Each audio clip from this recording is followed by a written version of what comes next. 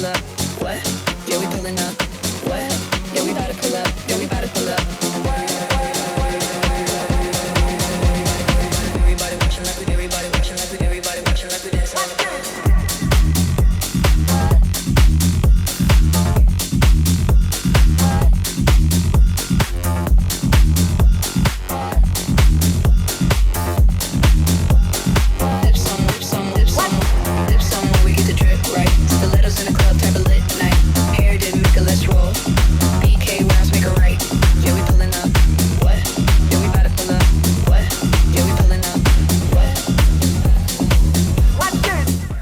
And welcome back to Andertons TV. My name is Oz and I'm joined by... My name is Harry, nice to see you. Harry, it's nice for him to see you.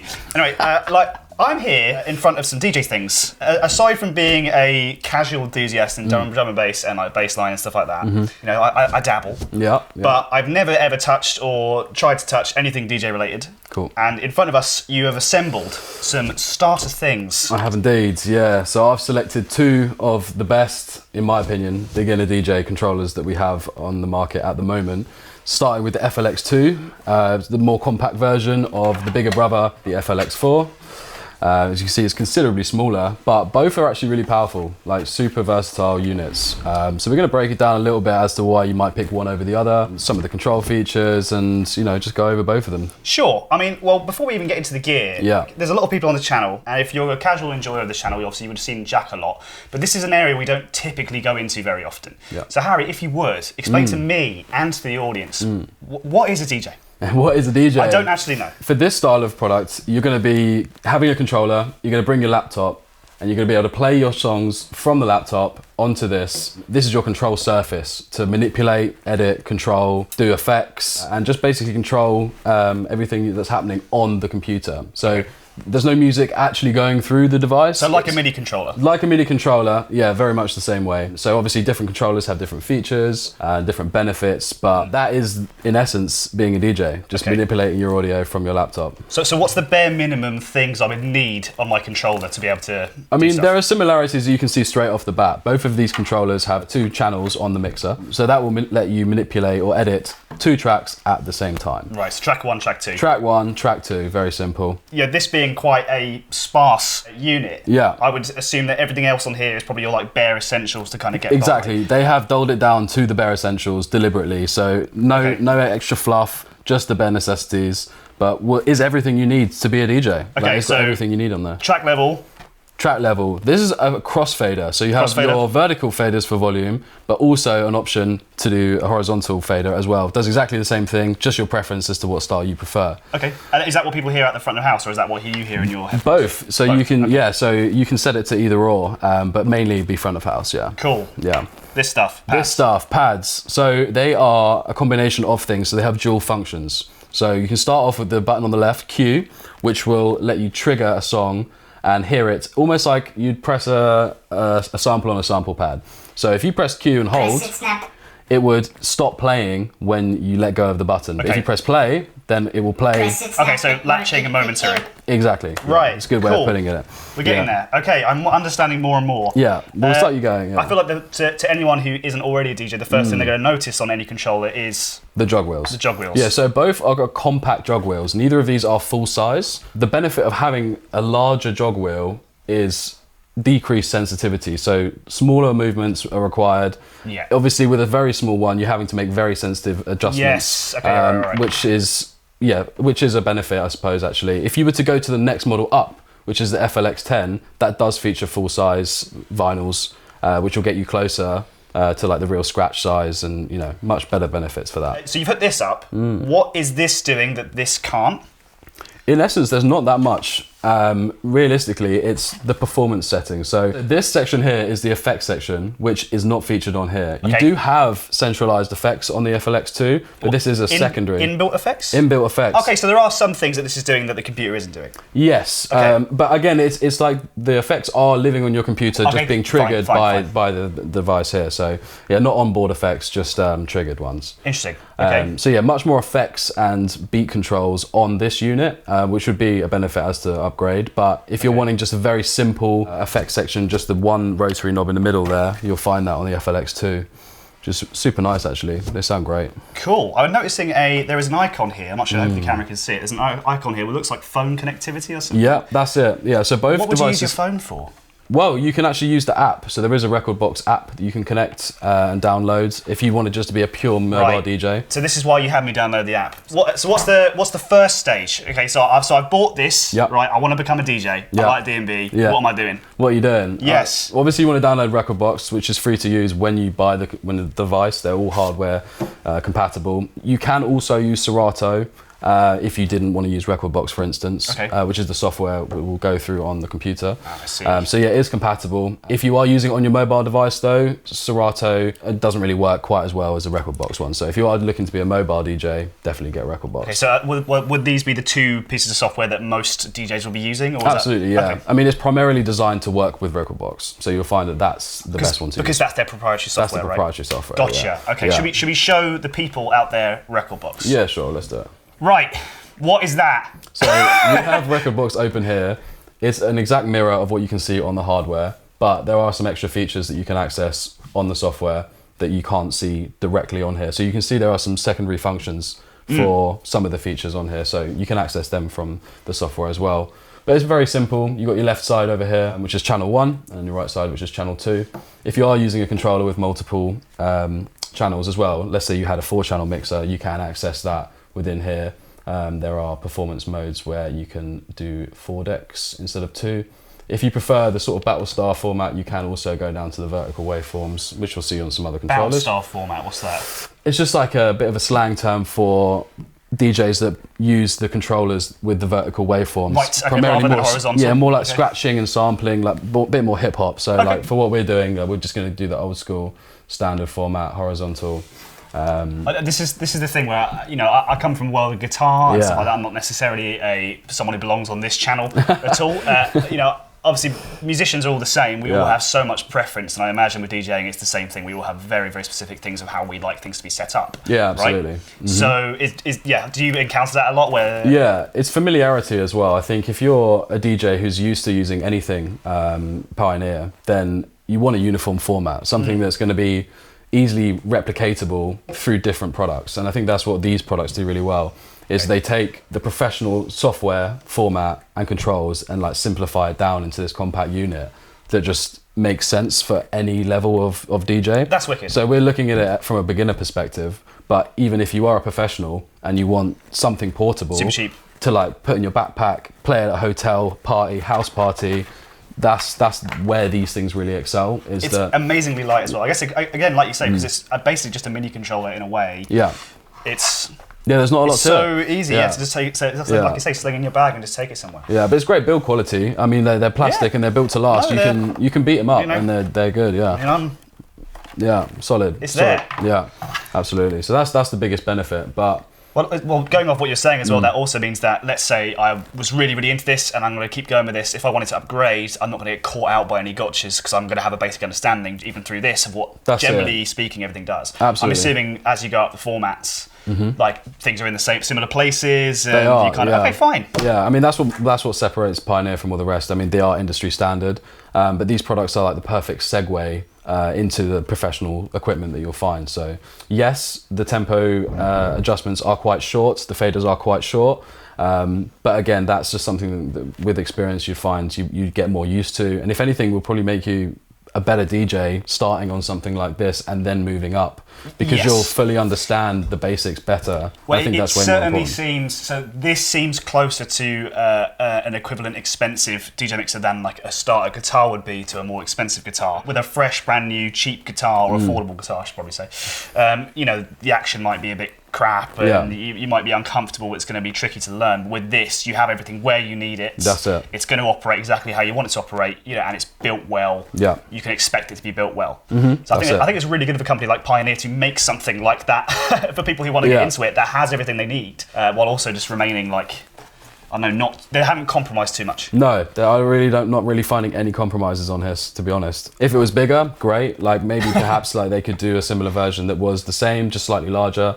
But again, like the travel benefits just like outweigh that. I think it's deliberate. Yeah, especially if you're getting into it and you want to take it around your friend's house and show them stuff. Yeah. Put it in with your laptop. I mean, that would fit in your rucksack with your laptop, like you've got. Yeah. Just go, great, you can take it anywhere. Yeah, exactly. Wow. I mean, there are some things to consider connection-wise that may sway you from one to the other. Oh yeah. So realistically, this is very simple. It just has the USB-C. USB-C. So if you're connecting that to a laptop or a phone, then that's going to be draining the battery from both. So it's probably recommended if you are using this one to use it with like a camera adapter kit, or and at least a separate splitter cable to power your device with. Yeah. Whereas this one does have a dedicated one, so you can use an external power supply in addition to connecting it up. I mean, today obviously we just got it connected into the laptop, but quite a big selling point. I feel like we're getting to the point where we need to hear some Bits, sounds. Some bits and bobs. Yeah, right. Cool. Okay, so I'm in Rekordbox for the first time. I'm about to try and do something. Yeah. What do I do? Right, so let's just go through the simple controls. So up here at the top, you've got your beat selector, which again is so nice to have this on the device. On the FLX2, you don't have that. So if you are selecting a track, you have to manually go in on your laptop and find a song to play. No one wants to do anything manually. No one wants to do anything manually. We want ease of access is the key. So yeah, that's a big feature. So you can use this. I mean, you can go ahead for it. You can just scroll through the wheel and you'll see that just lets you navigate between the tracks.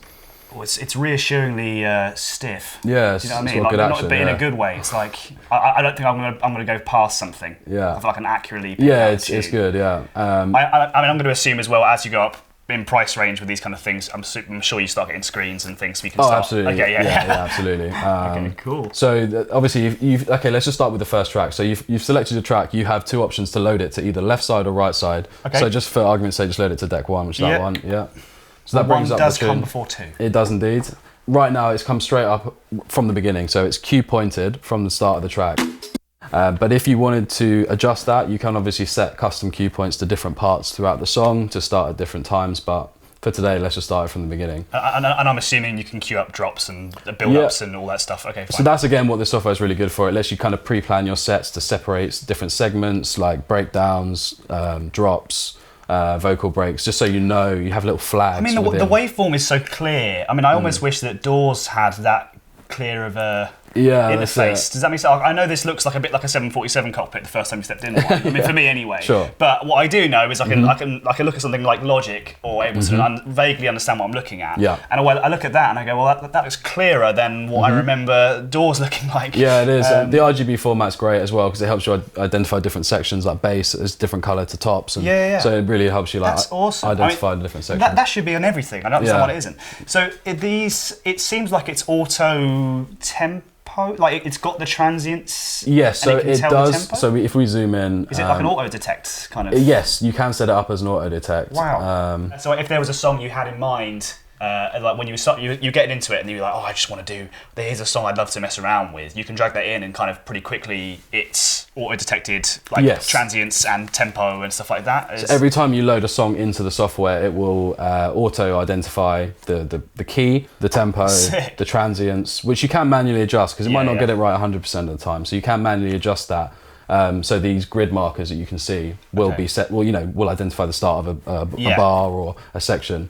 And so I guess that if you are new to your musical journey, that's going to help massively if you're not someone who's going to be able to tell what key something's in or how far. I don't know. Yeah, we can see that here on the bottom, so you can see the different keys and you can see which going to work with each other. Yeah. Which is super helpful. Does it recommend those kind of things? I've always wondered that. So would it be able to look through your library songs and say, hey, this will work with that, this will work with that, just by key or? Not specifically within Rekordbox, but there are bits of software that will allow you to mix in key. So they will suggest different key signatures based on what track you've got and what will work with what. But with time, you'll work out what works. That's the best part. You can build your library. You can find out what songs work with what. But I suppose the next thing you can see is the tempo. So your tempo adjuster is this one here. And there are different ranges. That will change it in both. Okay, so you've got a range you can go. You have a set range at the moment, but if you wanted to change the range, you can certainly change that from +6 to +10 to +16. So if you are crossing genres, you can slightly. Yeah, you can slightly, or you can jarring. massively. Yeah. Interesting. Okay, right. So that's fascinating. Okay, because I've always wondered that, like, what if something's just like, it's near 120, but it's near. slightly not 120, like, Yeah. so I'm guessing, like, over the 8 bars or 4 bars before a transition, you are, like, slightly lowering it or speeding Yeah, up that's to it. so And right now we've interesting. actually got the master beat sync set up. If you don't know what that is, this right-hand channel has got another track loaded onto it, which is being slaved to this one. Right. So anytime you adjust the tempo on this one, it actually adjusts both. Right, So that's a okay. really helpful technique for doing what you were saying. Okay, If you're yeah. introducing 2 songs at different tempos, you can bring in the master and slave it to the other track, and then both tracks will sync. So while you you're know playing you're one, never going to get like assassinated by a rogue tempo. yeah, exactly. Right. Yeah, that's it. Or if you're just trying to transition from one tempo to another, Okay. both tracks at the same time will move at the same time instead of you trying to manually do it both. Is that something you typically do in your performance? So would you mess around with tempo creatively, or are you just trying to manage practically? Yeah, sure. It depends what kind of genre you're doing. If you're Okay. sticking to one genre, you may be lucky that you don't have to adjust it too much, Fine. kind of within a set range. But if you're doing like parties and events and you're crossing massive genre, And you want to control the feel of a show, or yeah, that's it. Or you vibe. just want to completely duck into something different. Yeah, then yeah. Absolutely. That's like a really helpful technique. Yeah. Cool. Okay. Well, I feel like we're getting close to some music. Let's keep going. Let's start. Okay, fine. I mean, let's just start this track here. So we'll bring this one out. So Yeah, press play. Play. Go for it. Okay, so right now we're at 129 beats per minute. So the next job you want to try is find another song. So let's find another one. Just load up any random song. Let's just try this one for today. and you're using the BPM on the right. You're using So the yes. indicators. At the moment we're synced, so we're at 129 for both. So we should be good. How do you bring in? How do you transition to the next track then? So at the moment you can see here's the level of the left track, Okay, right. which also brings us on to the EQ section of the mixer. You've got highs, mids and tops. Highs, mids and tops? Lows, mids and tops. And your effects as well. So at the moment we're just waiting for this song to drop. It's building up. On the drop is probably a good indication of Fine. when we can bring in the next one. So I'm going to take the bass out of the second track. When this track drops, if you want to press play on this side. Oh god. I know. Well, on beat? On beat, on beat. Okay, so you can see the track's already auto-cued in. It's already going to be in time, but if you bring it up, you'll be able to hear. So bring up this level.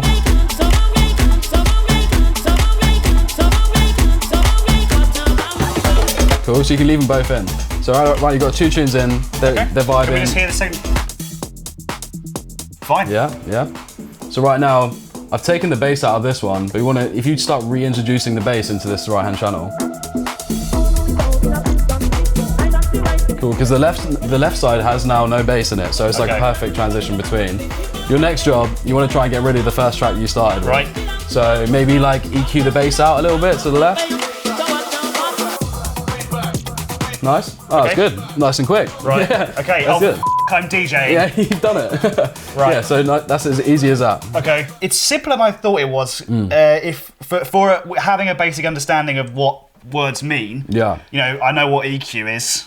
Volume. Yeah. Right. I'm assuming trim is kind of just like gain. Yeah, that's it. Yeah. Fine. So I think once you get past the specific DJ kind of like terminology and you understand what that is, and then a bit of general music terminology and production terminology, it becomes quite quick to find your way around. Yeah, everything's just laid out in front of you. Nothing's really too hidden. There are obviously secondary features, but usually if you hit shift, that will activate the majority of them to get you there. So for instance, right now, we're halfway through a song. I could just scroll this back manually to get back to the beginning of the song, but if I hold shift, I can scroll all the way back in a much quicker fashion. So Okay. if you want to quickly get back to the beginning of your track, that's an easy way to do that. This kind of thing, I imagine every single gig you want to do, as someone who is Yeah. going out and gigging this stuff all the time, I bet you'd want things to be consistent as possible across every single show. You could Absolutely. Always, the less gotchas. Exactly. The I mean, better. I couldn't give you a time as to when it was released, but I do know that it's constantly being updated. So this is actually the latest version of the software. So it's got new features, new interface. I suppose that's the benefit of getting something like this. You're getting free upgrades as time goes on. Yeah. So you're getting new interfaces. It's almost getting like a new skin for it each time. Yeah. And a tried and tested company that have been at the forefront of this Exactly, whole yeah. thing forever. Yeah, exactly. Trustworthy. Mate. Yeah. Right, Harry, I've learned a lot more than I thought I would. Good. Honestly, I genuinely feel like I could give it a go I mean, your compliments meant a lot to me. No, of course, yeah. No, you're a great learner. Yeah. It's a great learner. Right. I feel like we've done some playing on this. We have looked at this already, but do you have any headline reasons why you'd pick one over the other as a new starter? I mean, if budget is a concern, then obviously this option is a great example of it. And I'm not going to miss out on too much. No, I mean, you're gonna be able to do everything. And there's actually a great video that may tag in of somebody absolutely smashing this and doing an amazing set. Maybe we could do another one ourselves as well. I think you could do that. It always comes down to skill over gear. Like, we all say it, but you can do a lot of damage with something like this. So it's definitely not one to, like, you know, shoo off the idea of doing. I mean, that's all music, isn't it? I mean, it's not the gear, it's the person. So Yeah, I mean, always. if this is a way to get in, and this is going to grant you the bare minimum to kind of give you the things you need, then maybe this is something you can consider. However, if you are looking for additional features, then this unit obviously is a no-brainer. There's probably about £100–150 price difference between the two, but we'll put some links in for both below. Always set links below. Yeah. The prices on these things will change a lot, so I think it's best to just check down. If you're watching this in a year's time or 2 years' time, please set links below. I'm sure it'll still be there, and you can have a look at how much it is today when you're watching. Absolutely. But Harry, I think what would be great if you could grace us with some horrible music. Yeah, let's do it. And make some great noises. Yeah, let's make some noise. All right. Nice Cheers, one. guys. Please subscribe. Cheers. And later. Later.